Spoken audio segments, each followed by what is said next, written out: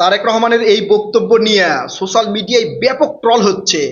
সেখানে বলা হচ্ছে যে মাওলানা ভাসানী 1976 সালে মারা যাইয়া 3 বছর পরে কবর থেকে উঠে আইসা শহীদ রাষ্ট্রপতি জিয়াউর রহমানকে 1979 সালে কিভাবে ধানের শীষ উপহার দিলেন। এটা নিয়ে হাঙ্কেরে পিনাকি ধা তিনিও ফেসবুকে পোস্ট করছেন এবং সেখানে তিনি লিখছেন যে মারা যাওয়ার 3 বছর পরে শহীদ রাষ্ট্রপতি জিয়াউর রহমানকে কিভাবে ধানের শীষ উপহার দিলেন মাওলানা আব্দুল হামিদ খান ভাসানী। জি, মাওলানা আব্দুল হামিদ খান ভাসানী শহীদ রাষ্ট্রপতি জিয়াউর রহমানকে নিজের হাতে ধানের শীষ উপহার দিছে 1979 সালে। আমি এটা প্রমাণ সহ আজকে এই শিক্ষিত মূর্খ সোদা আর বট বাহিনীকে চোখে আঙ্গুল দিয়ে যুক্তি প্রমাণ সহ দেখায় দিব।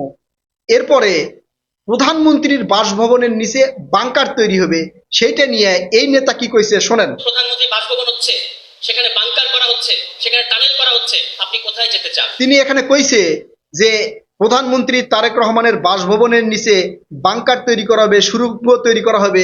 সেই সুড়ঙ্গ দিয়ে তারেক রহমান কোথায় যাবে, তারেক রহমান কোথায় যাবে, আর এই সুড়ঙ্গের মুখ কোন জায়গায় আছে, সেই মুখে কে দাঁড়ায় আছে, একবারে প্রমাণ সহ দেখাই দিব। এমন প্রমাণ দিব এরপরে এই বট বাহিনী আর হাঙ্কে পিনাকি ধা কথা কবার পারবে না। আপনাদের কাছে বিশেষ অনুরোধ, যারা ইউটিউবে দেখবেন তারা ভিডিওতে লাইক কমেন্ট করবেন, একই সাথে যারা ফেসবুকে দেখবেন তারা এই ভিডিওটা বিভিন্ন গ্রুপ পেজ এবং আইডিতে ছড়াই দিবেন। কারণ তারেক রহমানকে নিয়ে, তারেক রহমানের কথা নিয়ে যে পরিমাণ ট্রল হচ্ছে সেটার মোক্ষম জবাব দেওয়া হবে। তাই বিভিন্ন গ্রুপ পেজ আইডি এমনকি পিনাকি ধার সেখানেও একটু শেয়ার করে পাঠাই দিয়েন। ঠিক আছে, তাহলে আসি যে শহীদ রাষ্ট্রপতি জিয়াউর রহমানকে 1979 সালে মাওলানা আব্দুল হামিদ খান ভাসানী কিভাবে ধানের শীষ উপহার দিলেন। ছোট্ট একটা উদাহরণ দিই আপনাদেরকে। এই যে হাঙ্কেরে সাবেক প্রধান উপদেষ্টা এই যে ডক্টর ইউনূস স্যার, যে ডক্টর ইউনূস স্যার যখন ক্ষমতায় বসলেন তখন তিনি বক্তব্য দিলেন যে আমাকে ক্ষমতায় বসাইছে জুলাই আগস্টে যারা শহীদ হয়েছে সেই শহীদেরা। জুলাই আগস্টে যারা শহীদ হয়েছে, কেউ জুলাই মাসে শহীদ হয়েছে, কেউ জুলাইয়ের 16 তারিখে শহীদ হয়েছে, কেউ 20 তারিখে হয়েছে, কেউ 22 তারিখে হয়েছে। কিন্তু ডক্টর ইউনূস ক্ষমতায় বসছে আগস্টের 8 তারিখে। তাহলে আগস্টের 8 তারিখে সেই জুলাইয়ের শহীদেরা কিভাবে এই হাঙ্কেরে ডক্টর ইউনূস স্যারকে ক্ষমতায় বসালো? তারা কি কবর থেকে উঠে আইসা এই ইউনূস স্যারকে ক্ষমতায় বসাইছে, তাকে প্রধান উপদেষ্টা বানাইছে? এই মূর্খ সোদাদের কেমনে বুঝাবো যে কবরে থাকাও ক্ষমতায় বসানো যায়? আসেন, আবার ভাসানী কিভাবে এই শহীদ রাষ্ট্রপতি জিয়াউর রহমানকে ধানের শীষ উপহার দিল।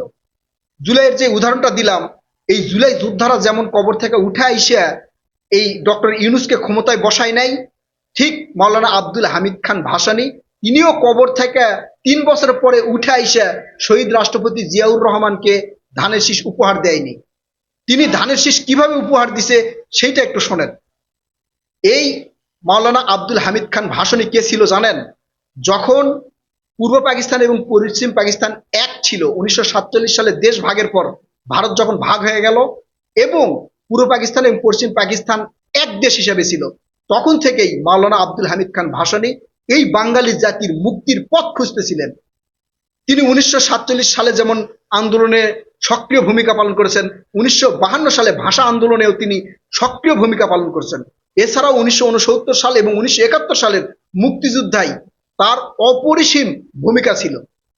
বাংলাদেশ স্বাধীন হওয়ার পরে যখন শেখ মুজিবুর রহমান বাংলাদেশে বাকশাল গঠন করলেন, স্বৈরাচারী প্রতিষ্ঠা করার চেষ্টা করলেন, তখন এই শেখ মুজিবুর রহমানের বিরুদ্ধে অবস্থান নিয়েছিলেন এই মাওলানা আব্দুল হামিদ খান ভাসানী।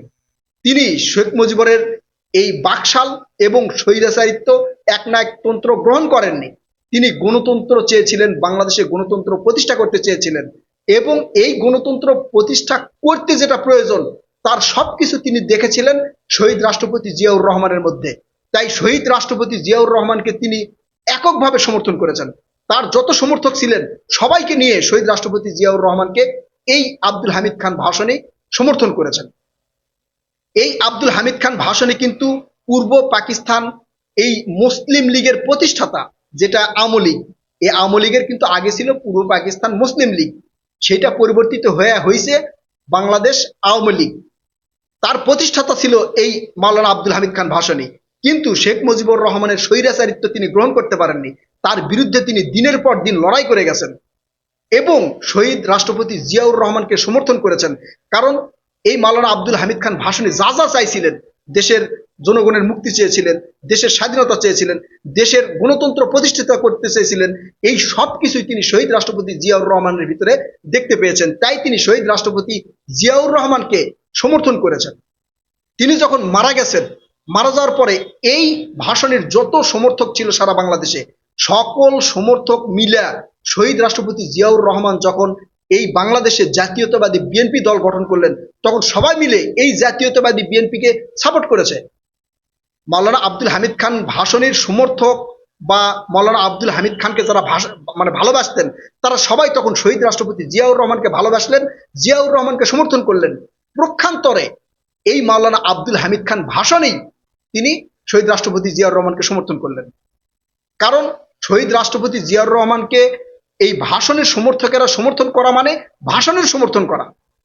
এরপরে যখন 1969 সালে নির্বাচন হলো, সেই নির্বাচনে মাওলানা আব্দুল হামিদ খান ভাষণের যত ভালোবাসার লোক ছিল, যত সমর্থক ছিল, যত সহযোদ্ধা ছিল, সবাই মিলে বিএনপিকে ভোট দিলেন ধানের শীষে। এখন ভাষণের সমর্থকেরা যদি ধানের শীষে ভোট দিয়ে থাকেন, ভাষণীকে যারা ভালোবাসতেন তারা যদি ধানের শীষে ভোট দিয়ে থাকেন, তাহলে প্রক্ষান্তরে এই মাওলানা ভাসানীও ধানের শীষে ভোট দিচ্ছেন, ধানের শীষে ভোট দিয়েছেন। তার মানে এই শহীদ রাষ্ট্রপতি জিয়াউর রহমানের হাতে ধানের শীষ তুলে দিয়েছে এই মাওলানা আব্দুল হামিদ খান ভাষণের সমর্থকেরা। মাওলানা আব্দুল হামিদ খানকে যারা ভালোবাসতেন তারা প্রক্ষান্তরে এই শহীদ রাষ্ট্রপতি জিয়াউর রহমানের হাতে ধানের শীষ তুলে দিয়েছেন মাওলানা আব্দুল হামিদ খান ভাসানী। কবরে থেকেও তিনি শহীদ রাষ্ট্রপতি জিয়াউর রহমানের হাতে ধানের শীষ তুলে দিয়েছেন। যেমন এই জুলাই যোদ্ধারা শহীদ হয়ে যাওয়ার পরেও তারা কবরের থেকেও যেমন করে ডক্টর ইউনূসকে ক্ষমতায় বসাইছেন, ঠিক সেইভাবেই মাওলানা আব্দুল হামিদ খান ভাসানী কবরের থেকেও তিনি শহীদ রাষ্ট্রপতি জিয়াউর রহমানের হাতে ধানের শীষ তুলে দিয়েছেন। মূর্খ সদরা এখন বুঝতে পেরেছেন যে কিভাবে তুলে দিয়েছেন। যদি বলেন যে না, এটা আমরা মানি না, তাহলে ডক্টর ইউনূসকে ক্ষমতায় বসাইছে জুলাইয়ের শহীদেরা, সেটাও আপনারা মানবেন না। আপনারা একটা মানবেন আরেকটা মানবেন না, সেটা তো হবে না, তাই না? যদি আপনারা মানেন যে ডক্টর ইউনূসকে ক্ষমতায় বসাইছে জুলাই শহীদেরা, তাহলে এটাও আপনারা মানতে বাধ্য যে শহীদ রাষ্ট্রপতি জিয়াউর রহমানের হাতে ধানের শীষ তুলে দিয়েছে মাওলানা আব্দুল হামিদ খান ভাসানী। এটা আপনাদের মানতে হবে যদি আপনারা যুক্তি মানেন। এখন আসি, এই যে প্রধানমন্ত্রী তারেক রহমানের বাসভবনের নিচে যে বাংকার তৈরি করা হবে, এই বাংকারের সুড়ঙ্গের মুখ কোথায়? এই সুড়ঙ্গের মুখ হচ্ছে একটা লন্ডনে, একটা ভারতে, একটা পাকিস্তানে। কেন বললাম? তারেক রহমান তো সারা জীবন ক্ষমতায় থাকবে না, তারেক রহমান তো সারা জীবন ক্ষমতায় চেয়ারে বসে থাকবে না, তিনি তো সারা জীবন প্রধানমন্ত্রীও থাকবেন না। এক সময় না এক সময় অন্য একজন প্রধানমন্ত্রী হবে, সেটা জামাতের হতে পারে, এনসিপির হতে পারে, অন্যান্য বিরোধী দলের হতে পারে, স্বাভাবিক। তাহলে এখন যে বাংকার তৈরি করতেছে, এই বাংকার কি শুধু তারেক রহমানই ব্যবহার করবে নাকি অন্যান্য প্রধানমন্ত্রীরা ব্যবহার করবে? এই বাংকার তৈরি করার প্রয়োজন কি? দেখেন এই বাংকার কেন তৈরি করা হচ্ছে। আপনারা ইরান আর ইসরায়েলের যুদ্ধ দেখেন নাই? ইরানের নেতৃত্ব শূন্য করা হচ্ছে প্রধান লক্ষ্য ইসরায়েলের আর আমেরিকার। অর্থাৎ একটা দেশের যদি নেতৃত্ব শূন্য করতে পারে, তাহলে ওই দেশ অর্ধেক ধ্বংস হয়ে যায়। ঠিক সেই চিন্তা ভাবনা মাথায় রেখে উন্নত বিশ্বের সাথে তাল মিলিয়ে তারেক রহমান বা এই বিএনপি সরকার বাংকার বা সুড়ঙ্গ তৈরি করার চেষ্টা করতেছে বা টানেল তৈরি করার চেষ্টা করতেছে, যাতে বাংলাদেশের নেতৃত্বে যেই আসুক, বহির্বিশ্ব বা বাংলাদেশের মধ্যে যারা ষড়যন্ত্রকারী, তারা যাতে এই নেতৃত্ব শূন্য করতে না পারে, সেই দিকে বিবেচনা করে এই টানেল তৈরি করা হচ্ছে। কিন্তু এই উন্নয়নটা এই জামাত এনসিপির সহ্য হচ্ছে না, তাই তারা বলতেছে কেন এই বাংকার তৈরি করা হচ্ছে? তার মানে কি তারেক রহমান ওই দিকে পালায় যাবে?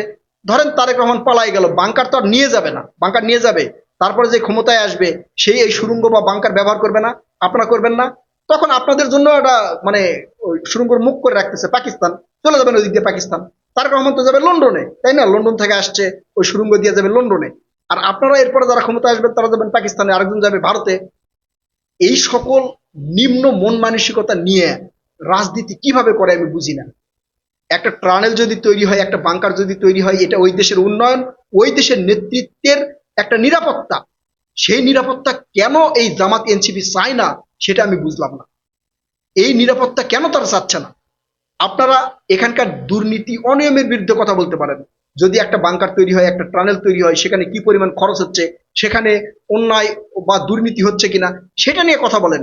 কিন্তু একটা উন্নয়নমূলক কাজ হচ্ছে, উন্নত বিশ্বের সাথে তাল মিলিয়ে বাংলাদেশ চলার চেষ্টা করতেছে, সেটার বিরোধিতা রাজনৈতিক দল হিসেবে আপনারা কিভাবে করেন? এটা আমরা বুঝলাম না। আপনারা এটা পালিয়ে যাওয়ার রাস্তা কেন ধরে নিচ্ছেন? কোনো দেশের বাংকারের সুড়ঙ্গ কি অন্য কোনো দেশে থাকে? এতটুকু মানে জ্ঞান আপনাদের ভিতরে নাই? এতটুকু নলেজ দিয়ে কি আপনারা রাজনীতি করেন না? আসলে ওই যে একটা কথা আছে না, অল্প বয়সে কি যেন পাকলে মানে দুঃখ চিরকাল থাকে, এইটা হয়েছে এদের। এই শেখ হাসিনা বাংলাদেশ থেকে যাওয়ার পরে রাজনীতি করার একটা সুযোগ পাইছে এনসিপি। এনসিপির হাতে শাপলা কলি তুলে দিয়েছে জুলাই শহীদেরা। ও এটা তো বলবেন যে জুলাই শহীদেরা কবর থেকে এসে এনসিপির হাতে শাপলা কলি কিভাবে তুলে দিল? তারা শহীদ হয়েছে বিধায় এ আন্দোলন তীব্র হয়েছে, আর এ আন্দোলন তীব্র হয়েছে বিধায় শেখ হাসিনা বাংলাদেশ থেকে চলে যেতে বাধ্য হয়েছে। আর বাংলাদেশ থেকে চলে যাওয়ার কারণে এনসিপির হাতে শাপলা কলি আসছে, আর এই শাপলা কলি তুলে দিয়েছে ওই জুলাই যোদ্ধারা, ওই জুলাই শহীদেরা কবর থেকে এসে তুলে দিয়েছে। যেমন করে মাওলানা আব্দুল হামিদ খান ভাসানী ধানের শীষ তুলে দিছে শহীদ রাষ্ট্রপতি জিয়াউর রহমানের হাতে। তো সামান্য পরিমাণে একটু বিবেক জ্ঞান বুদ্ধি রেখে আপনারা রাজনীতি করেন। একটা বাংকার বা টার্নেল তৈরি হোক, দেশের যারা নেতৃত্ব দিবে তাদেরও তো নিরাপত্তার প্রয়োজন আছে। এটা নিয়ে আপনারা এই যে দ্বিচারিতামূলক কথাবার্তা বলতেছেন, এটা খুবই খারাপ বলে আমি মনে করি। প্রিয় কলিজার ভাই বোনেরা, আপনারা কি মনে করেন এই যে বট বাহিনী, জামাত এনসিপির কিছু নেতারা উল্টাপাল্টা কথা বলে, এগুলো কেন বলে আপনারা মনে করেন? আপনারা আপনাদের মূল্যবান মতামত কমেন্ট করে জানাবেন। কথা হবে নতুন কোনো ভিডিওতে, ততক্ষণ পর্যন্ত ভালো থাকবেন ইনশাআল্লাহ। আল্লাহ হাফেজ।